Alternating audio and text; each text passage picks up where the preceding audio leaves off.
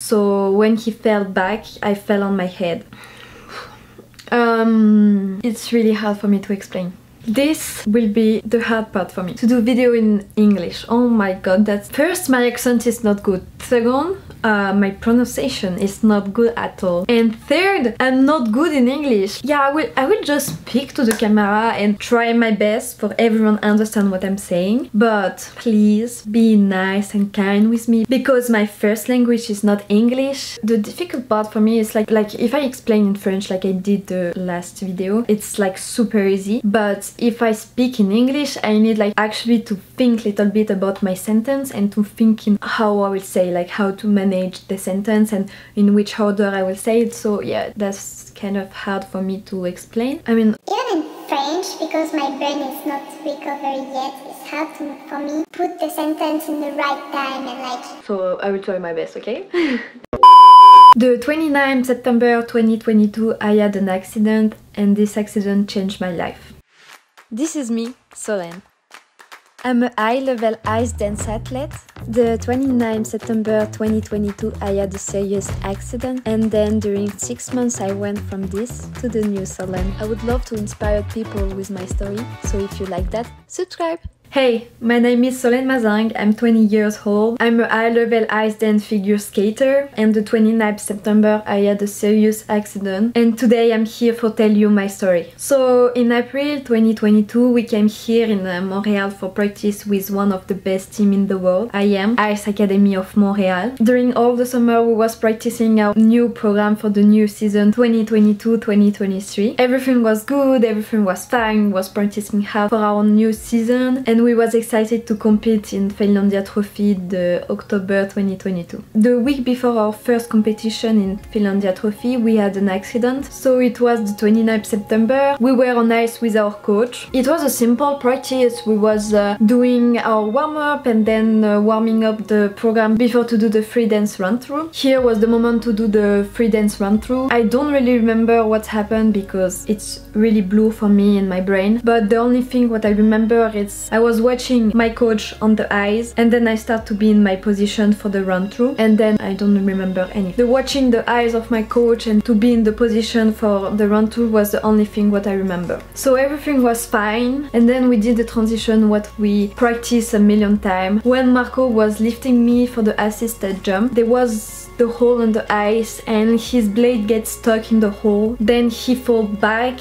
and me, I was still up to his shoulder and my head was down. Then after my coach and Marco explained me what was happening, so they told me that I was on my knees screaming really loud because it was super painful. Then after my coach called the ambulance as fast as he can. The ambulance arrived in 30 minutes and then they bring me to the hospital. When I was in the ambulance, Marco was with me and the doctor nurse who was in the ambulance with me, they was thinking that it's just a hematome and I just need to put ice for 3 days and everything will be good after. But when I arrived to the hospital, they bring me to the head scan, and then at this moment they understand that it's more serious than just hematome and I need to put ice for 3 days. So I did the head scan, they saw that my skull is broken, and then they also saw that I have internal bleeding. So at this moment they called the surgeon because it was really dangerous. For tell you the situation, if the surgeon arrived 10 or even 5 minutes later, I would probably be not here today to explain my story. Because the blood was pushing my brain in the other side, so in the left part, and the central axe was in deviation. I don't know if it's like that we say, but I'm trying to explain you in the more detail I can. So this center axe was in the other side, and this is really bad because when the center axe go in the other side, it's at this moment I can have big trouble for after in my life. Like for example, don't walk anymore, or don't speak, or even don't use my hand. This is the part that my doctor was really scared. So the surgeon arrived and bring me directly to the operating room. At this moment Marco was in the waiting room. He was waiting for the news. He actually waited for 3 hours without news about me. So they came to him after my head scan and they told him that I need an urgent surgery. He was completely devastated. You know, like he just had me in the ice, everything was fine and we fell, and then 3 hours later the doctor came to him and said that I need an urgent surgery. So he was completely like out of the emotion. So the operation was 3 hours. For explaining the detail my operation, my skull bottle was broken, so they cut around the broken part, they take it off the part and they suck the blood out. Then after they put the drain and then they put the bones back. The fun part is the surgeon touch my brain for see if my brain is still reacting, and then after they close back the bones and pull the titan plate. So I had 4 titan plates with 6 screws on each plate. I know that I will have questions, so no, I don't drink in airports. It's just titan, so it's not metal. Glad that I don't drink. So after my operation they put me in intensive care. Marco visits me after my operation. He saw that I have ventilation inside my lung, so much things in my arm for the blood, for the food, for the water, for a lot of things around me. Then for my part, I wake up at 5 of the morning and the first thing what I did, I take it off my ventilation. So the nurse came to me and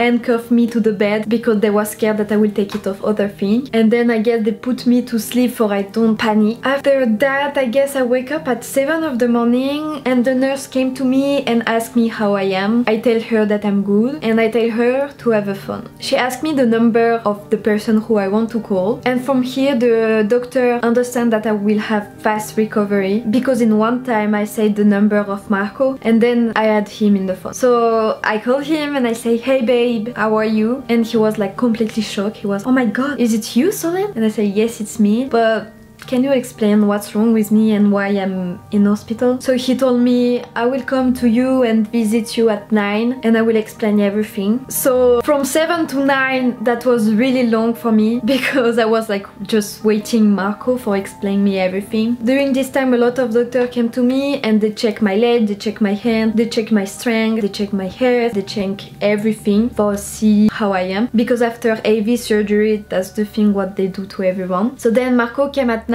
and the first thing what I did is hug him. He explained me everything, so he explained to me that I had surgery, they removed my skull and then they sucked the blood out and blah blah blah blah blah blah. Then after the doctor came to me and explained me in detail exactly what he did. He told me that everything is fine now, so you just have to rest and chill. So then I asked Marco if someone contacted my mom about that, because the last time when I sent her a message was before the practice, and before the practice till the next day at 9 of the morning there was really a long day. I was like scared that my mom will be so scared about me. I was like, someone need to tell her what's going on, someone need to tell her what happened. And then I know you will ask me why I didn't contact my mom first. I wanted to contact my mom first, but you know, it was like an old phone from hospital, so with this phone I can't call the French number. So I asked to call Marco and then to ask Marco if someone contact my mom. He said that they contact my mom and she will come soon for be with me in this hard period. Actually in intensive care I didn't do so much. I was just sleeping in the bed, people was visiting me, IM was here every day, skater was coming to visit me. They give me a lot of strength, love, they was coming with the smiles, so like that I can smile too. Everyone around me was really kind and nice for me before I get through to this accident and AV surgery. Then my mom came and I was super happy that she is here and to see her next to me. After 5 days in intensive care I went to the neuro service, so I was there I guess for maybe 6 days or 4, I don't know, I really don't know, I don't remember. So then in this service a lot of doctors came to me, physio, nutritionist, the neuropsychologist, the neuro doctor, the people who can evaluate me about my degree of lost, because actually I lost a lot of things. So I will say that my biggest trouble was memory, and still memory actually. So when I was in intensive care they helped me to walk again, to go in toilet, to eat again. I learned all these small thing what I know for already 20 years, so I really learned from the beginning like a baby. And then in neuroservice I had the exercise to do every day, so I was working on my balance, I was working on the stair, go up, go down. I was working only the physical part because mentally I needed to rest a lot, my brain needed to rest, so I only worked the physical part. So after my progress in hospital, the 7th October they told me that I can go home. I went home and it was a relief to be able to be at home. Then the first day I just sleep because I was really out. I was so tired of all this. At the beginning I didn't have so much trouble because I had a lot of medication, so I didn't feel any pain and I was completely asleep every time. Then after it went more complicated. I went through 4 periods. So there was the first period of hospital, I had surgery, I was in hospital, I'm trying to survive all of this. And then there was the denial. So at this moment I didn't understand that I had big accident. I was thinking that it was just small accident and I can come back on ice like just 3 days later and go in the competition. So this was really hard for me to accept that this accident was really bad and almost took my life out. Then after there was the difficult period. It was the moment where I was angry on everything, angry on me, angry on everyone who was around me. I was like, why me? What I did? I didn't sign for that. It's not fair. I was really angry to myself and to everyone, and like I said, I didn't have the pink glasses. I really was in the dark glasses, and it was really hard period for me and for people who was around me. Then I had the 4th period when I decided to stop to be angry on myself, and I decided to move my ass because I was missing skating and I didn't want to stop to skate, and also because I have a goal to go in Olympic Games in Milano 2026 for my 7 years old, I guess. I start to do 2 walks by day, and then I increased the volume little bit by little bit. I was starting by 15, then 30, 45, and then 1 hour. So at the end I was doing 1 hour x3 by day. So I was like separate this 1 hour in 3 times, and I was also doing my exercise. So I was just doing most of the time my legs, so squat, chair,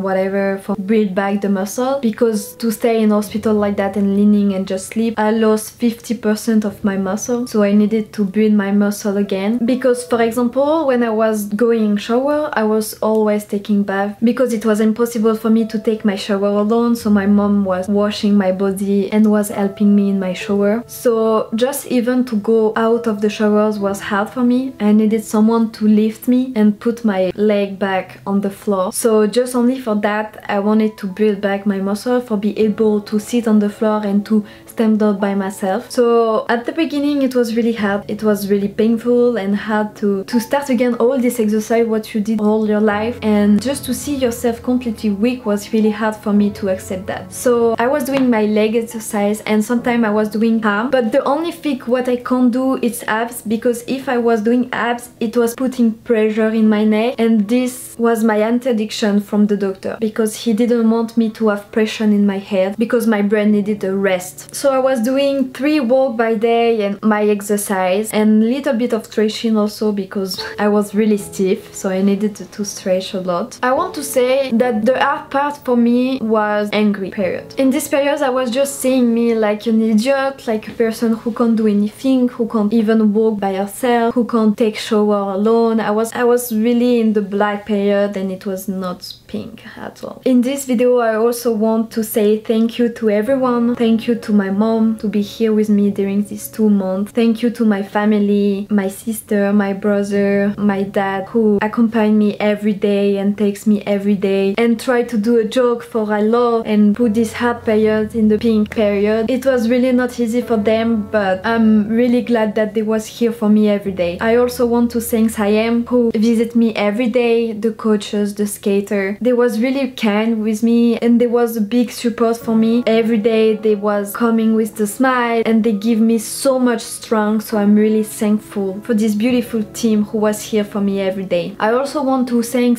people who reach out, text me, ask me how I am. Every day I receive a message and I was really glad to have this beautiful person around me who takes me every day, who took care, who give me a lot of support and strength. Thank you so much. Every message what I receive means a lot for me and I'm really thankful for everyone who takes me and give me so much strength. Thank you so much. Now, you who watch the video, I want to say that nothing is black. Every problem have solution, and of course in the life you will have a lot of problems, but just remember that there is a solution for every problem. I promise you that you will arrive, and I promise you that you are a beautiful person. If you have a goal in the life, just follow your dream and never listen to people. You need to believe on yourself and on your dream. I love you so much. You are really strong and don't give up. If you really want to make this goal happen or to have this thing in your life, everything is possible. I promise you, everything is possible. In 5 months, I succeed to be back on ice and to show my program in the World Championship. It's just like crazy. It's just like wow. I promise you, I even have goosebumps about that. But if me, I can do it, you can also do it. Everything is possible.